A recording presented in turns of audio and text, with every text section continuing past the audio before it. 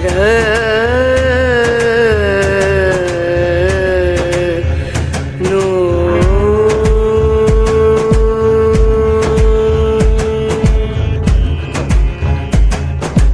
राधे, जय माता की भक्तों। आप सभी का स्वागत करती हूँ स्पिरिचुअल ज्ञान साधना में, और आप सभी से अनुरोध करती हूँ कि स्पिरिचुअल ज्ञान साधना को सब्सक्राइब कर लीजिए और बेल आइकन को प्रेस कर दीजिए ताकि आपको नई नई वीडियोस का नोटिफिकेशन मिलता रहे। जय माता की, राधे राधे। आप सभी को बसंत पंचमी की हार्दिक शुभकामनाएं। कैसे आप सभी लोग? आशा करते हैं सभी लोग बहुत अच्छे होंगे। और कमेंट में जय माता की, राधे राधे, हर हर महादेव कुछ भी लिखिएगा। और यहाँ पर देखिए हमारी बसंत पंचमी की पूजा हो गई है। पूजा होने के बाद का ये वीडियो है।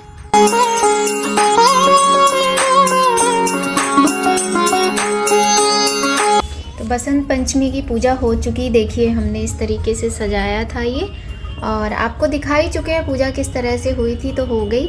और यहाँ पर ना हमारे पास ये छोटे छोटे मोर हैं। देखिए बहुत ही सुंदर हैं ये मोर।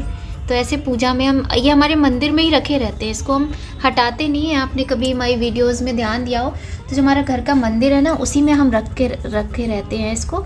और यहाँ पर अभी हम आपको अब बताते हैं कि पूजा की चौकी कैसे हटानी। तो ये थोड़ी सी हमने इस तरह से डेकोरेशन की हुई थी। ये देखिए इस तरीके से हमने चौकी के चारों तरफ मतलब रंगोली बना ली थी फूलों से। जितना कर पाए हैं उतना आपको दिखा रहे हैं। तो देखिए चौकी हटाने पे हम क्या करेंगे, सबसे पहले हमें क्या करना होगा।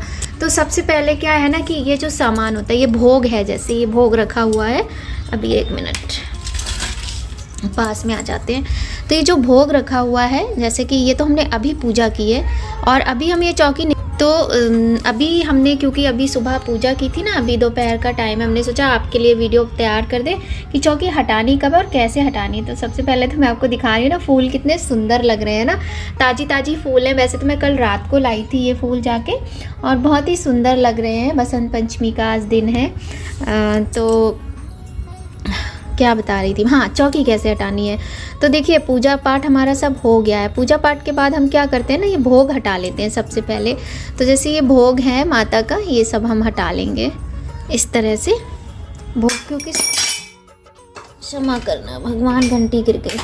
तो ये भोग हम हटा लेंगे अपना। ये देखिए इस तरह से लड्डू का भोग लगाया था, हमने बनाया नहीं था क्योंकि सुबह सुबह उठ के सबसे पहले मैंने पूरी सब्ज़ी बना के बच्चों के लिए रख दी थी कि मुझे तो बहुत लेट होना था पूजा में, और वही हुआ। भी 12 बज गए थे मुझे चाय पीने में, और पूजा वगैरह भी मैं ठीक से आजकल कर नहीं पा रही हूँ। किसी दिन बताऊँगी। ये भी प्रसाद रखा था, ये सब हम इस तरह से मतलब हम हटा देंगे। अभी मैं ये रखे रहने देती हूँ, ये हम हटा देंगे। अब देखिए ये मोर पंख है, जैसे हमने माता रानी को मोर पंख चढ़ाया।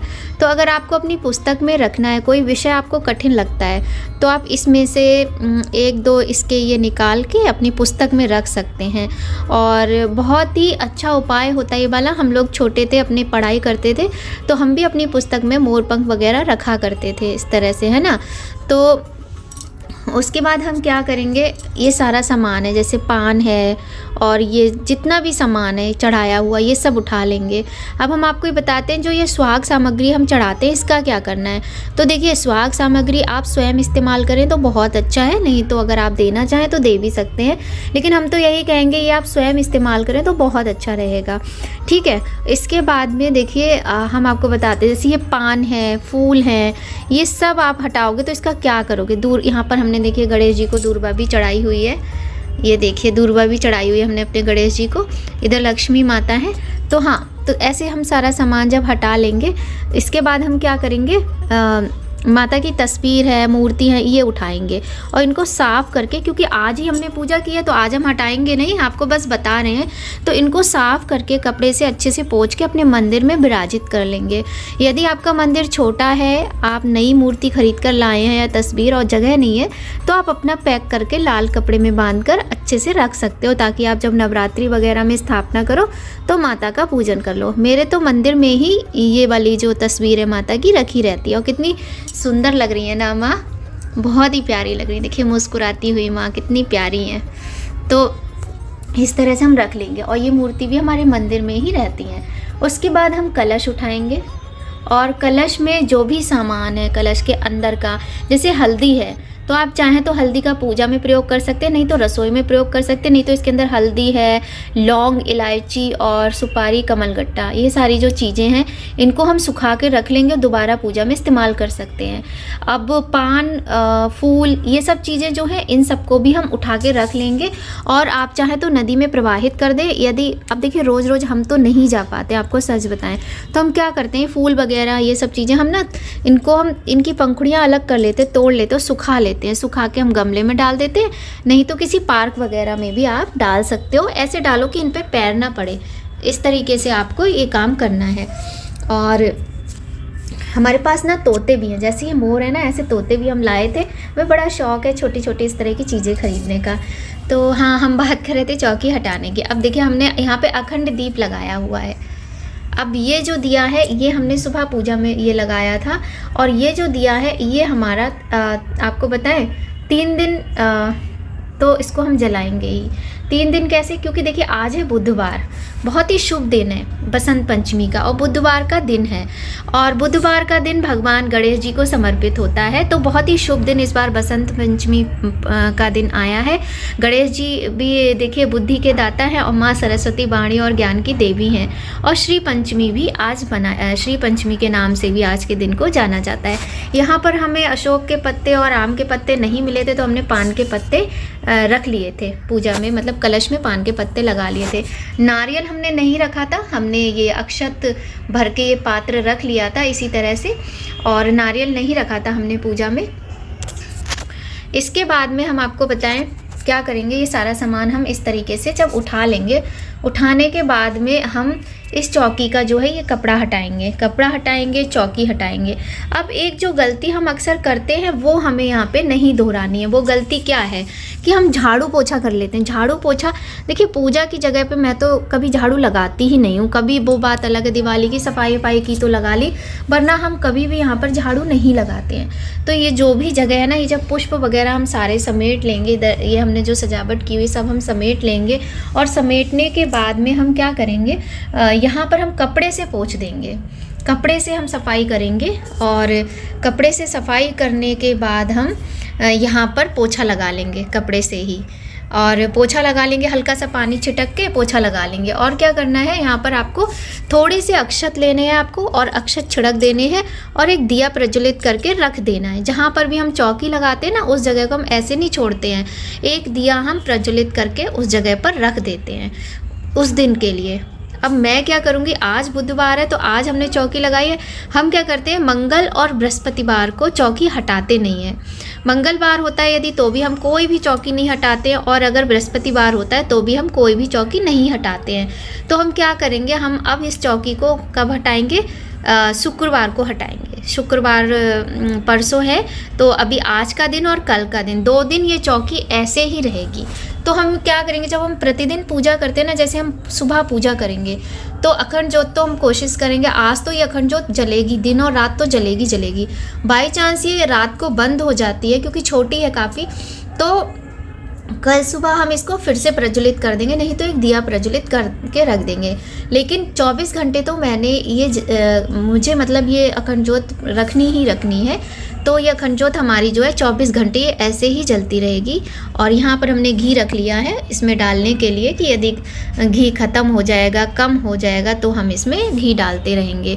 तो हम कल भी यहाँ पर धूप दीप देंगे और घंटी बजाएंगे, पूजा करेंगे माता की, और परसों सुबह हम हटाएंगे चौकी यहाँ से।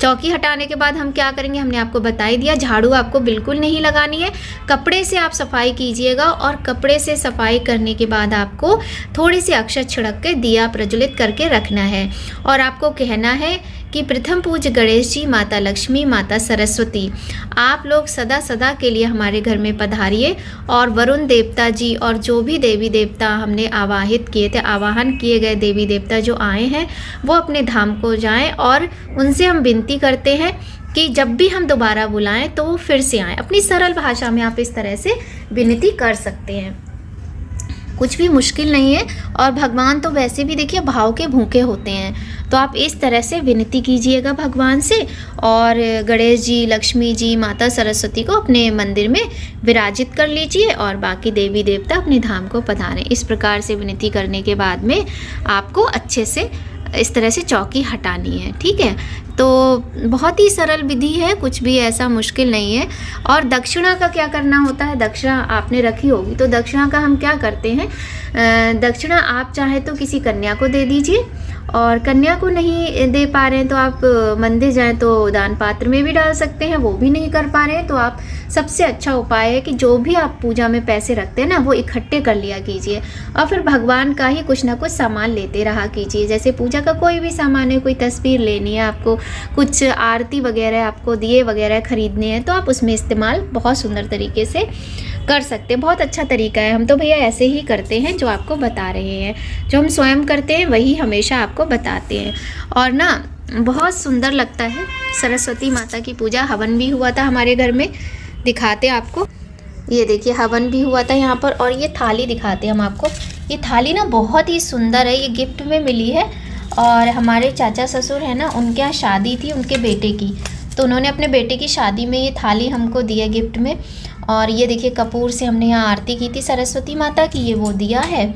और ये हल्दी है। हम आपको ये थाली दिखाते हैं, इसकी विशेषता दिखाते हैं। ये देखिए ये जो लोटा है ना, ये पूरा सेट निकला है, इसमें निकली है 5 चीज़ें।